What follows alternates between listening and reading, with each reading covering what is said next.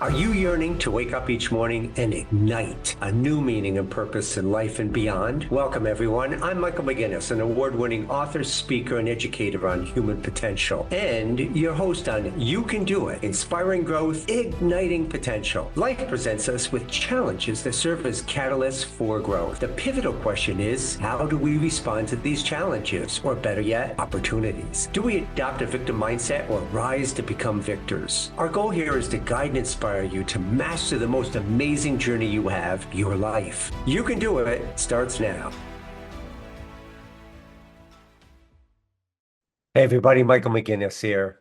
Today's topic, the 5 ingredients, 5 to take charge of your life. So what is really meant by taking charge of your life? I have my workshops. In the workshops, I really begin with a discussion about what people want. How many of them there really have a sense of dissatisfaction with their life? The vast majority raise their hand, right? That's the stimulus that's driving them to be attending these kinds of personal growth workshops. And upon that, upon discussing that, it's that feeling of helplessness, feeling of the inability to make a difference. And for many, it's not even knowing what to do, that feeling of being stuck. And that's really what makes up that very first response to this sort of sentiment of I'm just not happy with your life. I'm dissatisfied. And it's that characteristic of a victim. And a victim response is that I can't do anything about it. I can't in control. And we have all of the excuses lined up. I mean, legitimate excuses, not having time, resources, other things, etc. But in effect, at the end of the day, they are still excuses. We can always make a difference, but we first got to be able to transition that attitude of a victim, blaming the world around us for all of our problems, all of our issues, just excusing it that that's what life is all about, an unhealthy belief, as I would refer to those, instead of really becoming that kind of victor mindset, somebody that says, no, you know what? I am going to take charge. I don't want to do this anymore. And that's the point that I reached in my early 30s when I had enough. I had enough of the pain and suffering that I had in my life, which was a summation of all of the trauma that I experienced, the unhealthy beliefs that I formed. And what I didn't realize is that I was unconsciously living that out. Remember, that's what we talked about in the last podcast. Was the fact is that we live life very unconscious most of the time. So the first ingredient is choice.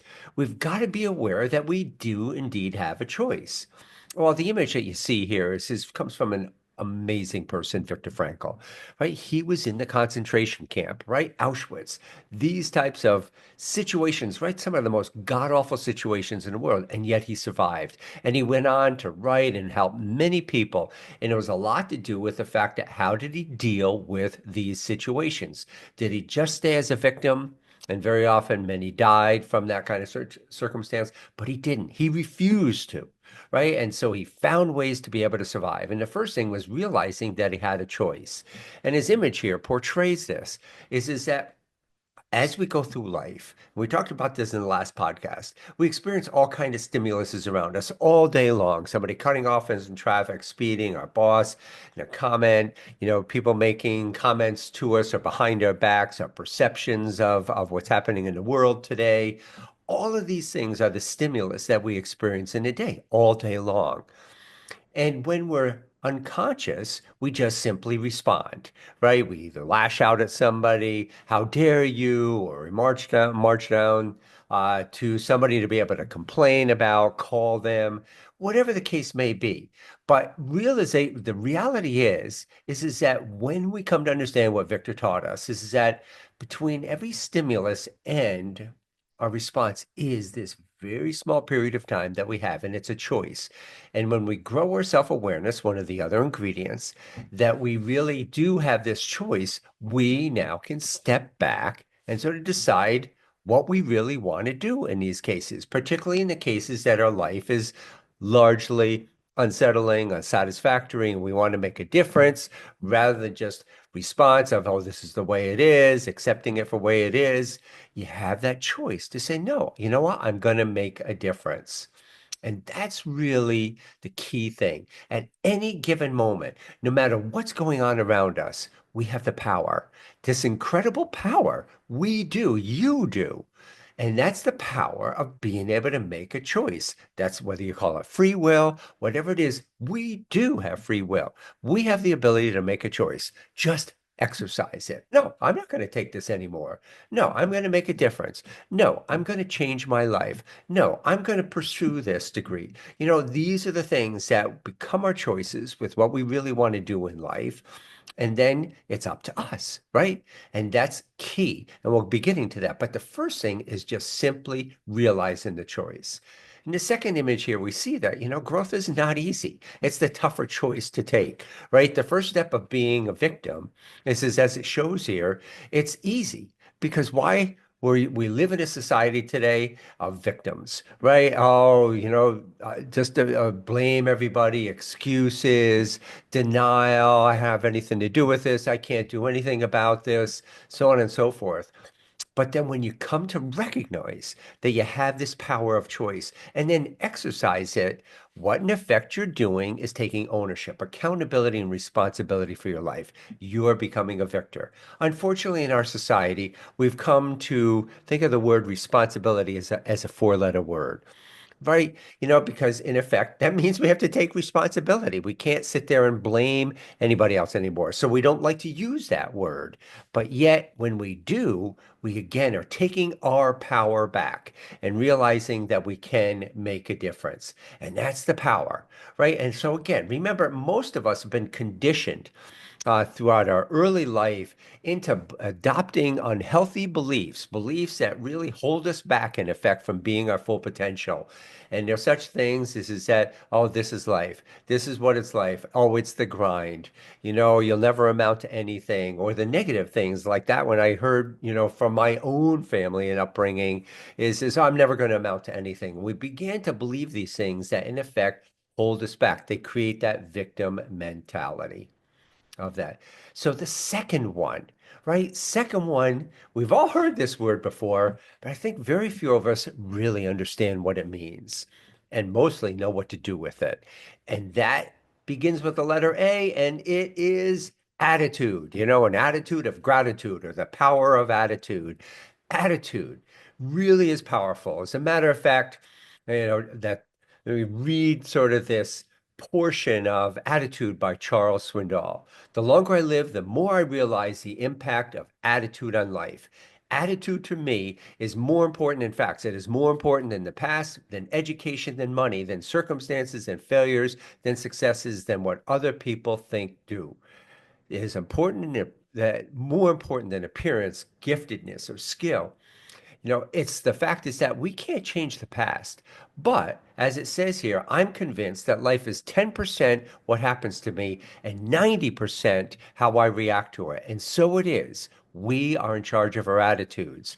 When you develop that victor side and choice, and then begin focus on developing your attitude. The attitude is the foundation as to everything that ends up happening in our life. It's attitude and belief. So we'll be talking about those that are really cornerstone. They drive our behaviors, and we are very often unconscious of what we're doing and how we're doing it and why we're doing it. Well, it's because of what's been formed deep down, right? And unfortunately, negative attitudes have developed and negative or unhealthy beliefs have been formed. So the power of this is being able to formulate an attitude. So attitude, guess what? Is going to build on the first thing is a choice. You get to choose your attitude. It's not something that we've been ingrained in, that's built in, that can't be changed. No, I know. I experience that myself. I see that in people all of the time. They realize the power that they have and choose to be that way and begin by changing their attitude. I'm taking charge of my life, right? Is a statement that comes from a positive attitude, building an attitude of gratitude. In fact, I love that kind of statement up front because how do we initially build our attitude? We learn to practice gratitude. We learn to be thankful for virtually every aspect in our life. I do this every morning when I wake up. just for the basics. Hey, I woke up today, right? I'm grateful that I woke up today. Thank you, for the air that I'm breathing, the health that I have, the ability to be able to get up and make a difference today in life, the ability to be able to just get up and move, the ability to have money to be able to do some basic things that I really want to do to life. All these things are gratitude. And when you focus on that, that begins to really form and stimulate this concept of our attitude. Well, the third item, really correlates that. So remember, there's attitude, and then the B, this begins with this next one is beliefs.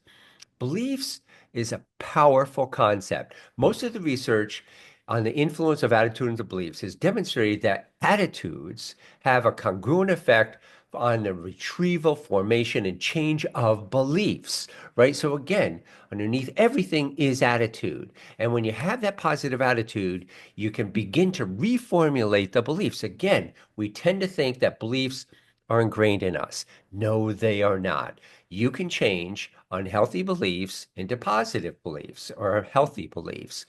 But the first thing is you've got to be able to become self-aware and begin to start and be able to assess, why am I doing? Well, that's where we talked about, and we'll spend a little more time too in future podcasts on this powerful ABC model, which is the attitudes and beliefs, behaviors drive our behaviors that result in the consequences. And so if we have start off with negative attitude, our behaviors are going to be more negative and the consequences are going to be negative, and it keeps going around, right? We create that negative self-fulfilling prophecy of a attitude, a negative pattern in our life. And then everything we do just simply confirms it. Every time we have that negative consequence, it only reaffirms that negative attitude and belief that we have. But our behaviors really what we do. And that's the part is when we start becoming self-aware and taking responsibility for our life, one of the first questions that we ask, no matter what our past and the realization maybe there are unhealthy beliefs is, what am I doing? Right? What am I doing that's creating these negative consequences? See, again, powerful statement. Why? Because it's about taking responsibility. Again, most people that sit there and say, what are other people doing that are causing this about me? Again, that's a way to write it off, to blame others. But are you ever really going to move forward with blaming with others? No, you're just going to succumb to it and become a victim through the life.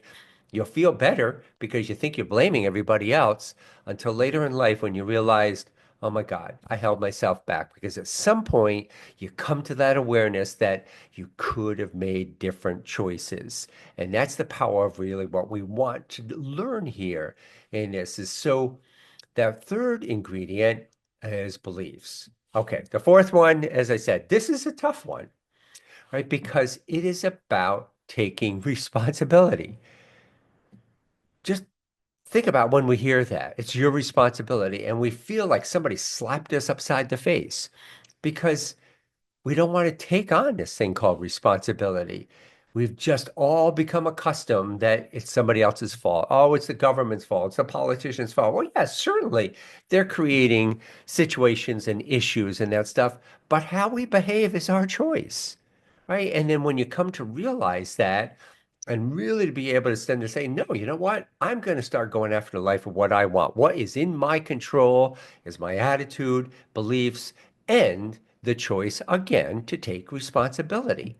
That I can do what I can do to make a difference in my life. What a powerful and profound statement. And that's where you begin. You choose to take charge and responsibility for you, right? Me, right? That's what I did my early 30s. Now, again, it was all the ingredients were there to sit there and blame my parents. And yes, it was. It was a terrible situation, right? And it was easy to point the finger at them and do that. And that lasted for about 10 years. But I got tired of living the pain and suffering and not getting anywheres. And finally, when I went to counseling, I learned about this. It's a choice. It's a choice that I could make. Fortunately, I had a great counselor that stood up to me, and challenged me with these things. And you want to make sure that that's who you have in life. Yeah, you can go and get, counselors and others that'll just to support you, pour you, and just really support the ongoing life of a victim and then the reactions of what a victim should do in these circumstances. You want somebody that's going to stand up and challenge you to take charge of your life, to take responsibility. You can make a difference, right? That's the you can do it, what it means all about. Whatever changes you seek to experience, you must first take responsibility for your life and never put your life fully in the hands of another person, right? Even when we get into relationships, other kinds of things too, is we're so quickly to give our power away, right? Other people have the influence, and you depend on them to be telling you what to do. Your boss, your spouse, your significant other, your friends, right? No, you've got to pull that back. That's just going to become a victim. You're going to do what they tell you to do. And guess what? The life you then live is somebody else's life. And I'll tell you, there's a point in life where you get totally dissatisfied that you've been living somebody else's life, right? You want to be able to live your own. So you don't want to transition and you don't want to give that power and permission to others to steer your life in some direction. You want to take charge of it. So you've got to take responsibility to prioritize yourself. Stop playing the blame game. Make time for self-reflection, take accountability, don't internalize judgment, practice compassion towards yourself, be mindful of excuses. Right? These are many of the elements. Each in effect deserves conversation in itself. But the beautiful part of it is there's a menu, there's a recipe to really to be able to take charge. And it consists of these five ingredients and the kind of actions and behaviors you learn to really to be able to begin by reframing your attitude and beliefs. And then it starts to influence your behaviors. You're now doing behaviors that are more consistent with what you want out of life. And the consequences start to develop. You're experiencing it. And guess what? You start now to change back that consequences feeding back into the attitudes is now, hey, I can do this. I did this, right? And that's the thing that we do. We're taking charge of our life. Now, the final one is another concept that takes some time to really to be able to grasp and understand because it's something that we can't see really. We've got to really be able to look within. And it's the concept and the fifth ingredient of awareness. Self-awareness is everything. How we learn to take responsibility for ourselves and set our goals and look at where we want to do. And then we become self-aware. We be able to look in the mirror and we begin to do that much more of the time. And so that when a situation comes up and we have a tendency to react like we did, so, get home and the kids are yelling at you and you get really mad with them and you tell them, "Shut up, go to your room."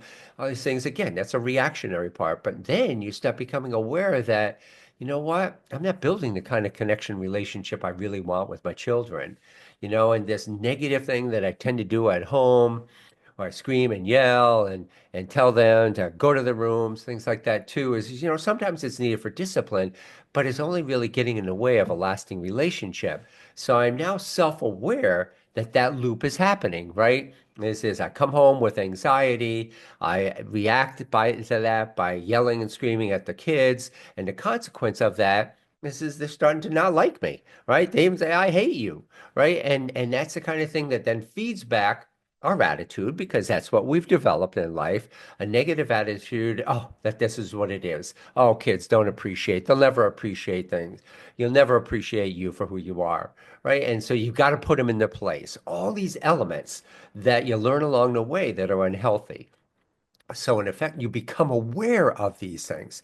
And every day, as you're starting to go out in life, the more and more you build the power of your self-awareness, right? All of these five things give you this incredible sense of power, right? Your power to really to be able to drive your life.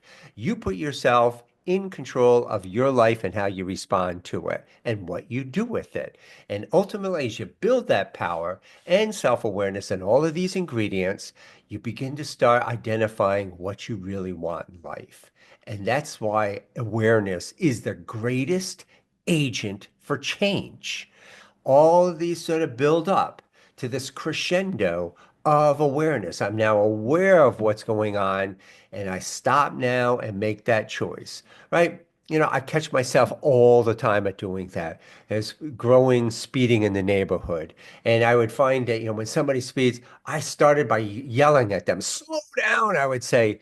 And guess what? I'd start to be angry. I'd be upset. I'd come home after what was supposed to be a nice walk, really filled with anxiety, frustration, anger, and then take it out on everybody and take it out on myself and just live unhappy, until I became aware that I was in that sequence.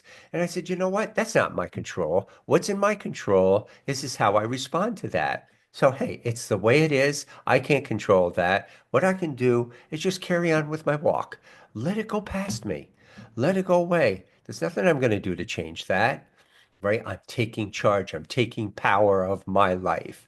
That's what's awesome. It's that non-judgmental awareness, right? So I'm not blaming others. I stop that blaming others, right? Speeding and things like that. No, I don't like that, but I don't have to judge it anymore. It is what it is. And I accept it as that because it's outside of my control.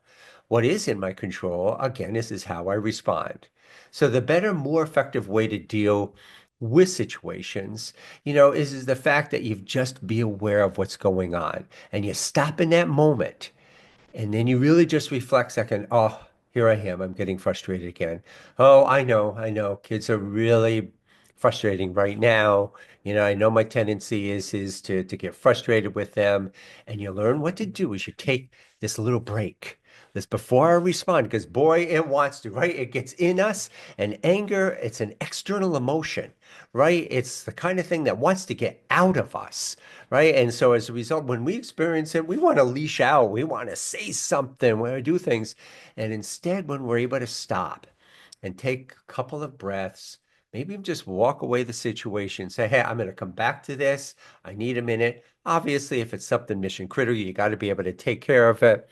But be careful about that because we may think it is when it's really not. It's just an excuse for us to want to go and leash out, right? So we've got to really be able to use that self-awareness to go back to that first item, choice, to choose now. I'm aware that I have this tendency and I'm about to exercise it. Let me stop and rethink my choice here, what I really want to do with it. So awareness, as you can see by this image here, is the stimulus to really the choice. And that's what's amazing. So it's how all five of these things are so interrelated. We experience the stimulus, we're aware we have a choice, aware we have a choice, right? And we're aware of what our tendency is. And then we step back momentarily to be able to remake a better, a more healthier choice, right? And then there's times that we're going to make a mistake, right? And that's part of life. And we fall down that same trap, or we run across a different circumstance and again have a response that we don't really like at the end of the day. That's awareness all playing out, right? It's awareness that's giving us that gift. So sometimes when you look at that mirror and get frustrated with it, say, hey, I've just given myself the gift of awareness. I'm now aware of something, so let me just start thinking about making a difference. So the key thing is here is that you can take charge of your life. It's up to you. It's really up to you. The choice, it's the hardest choice that you're going to make in this life, right? Again, it's easier, but man, I'll tell you, the consequences are huge if you don't. I know. Go visit people who are on the way out in life, right? I volunteered in hospice.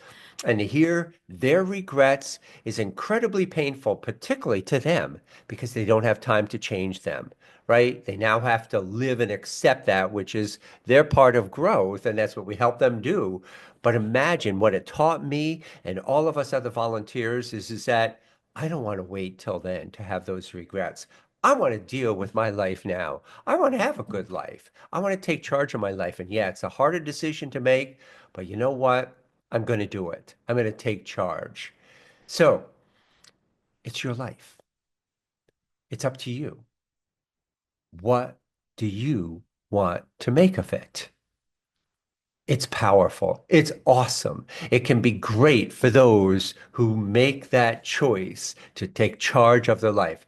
It's some of the hardest work you'll do, but it's the greatest benefit of life. It's the change, it's the stimulus to turning our lives around into the direction that we really want to go, we want to experience in life. And again, it's all begins with the attitude.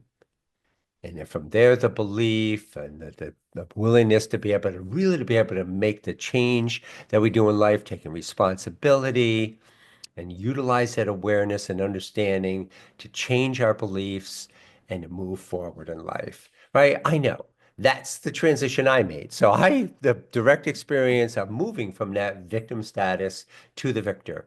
And now all of this is a direct result of the fact that I made this choice. And now the opportunity to help others and be a guide and influence them in what's possible.